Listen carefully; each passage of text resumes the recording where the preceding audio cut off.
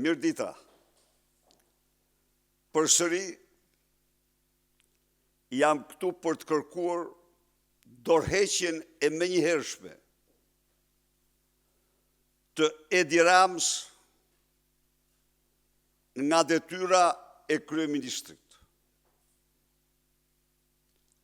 i cili rezulton jo vetëm i implikuar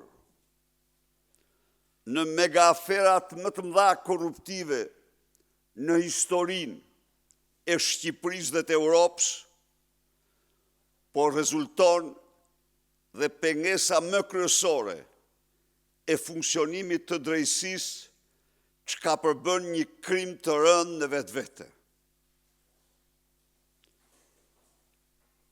Emri Edi Ramës lidhet me akuzën direkte të raportit të OSBE-s në vitin 2014, në cilin njoftoi se Edi Rama mori detyrën e kryeministrit duke patur të depozituara në bankat offshore 200 milion euro.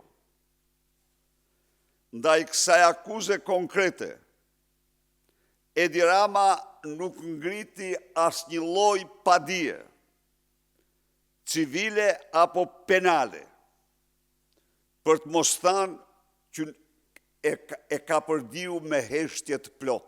Revolta dhe zemrimi i qytetarëve ndaj Edi Ramës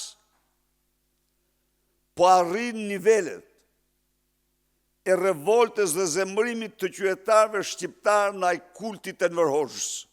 Çka do të thotë, do të bëhet e papërmbajtshme.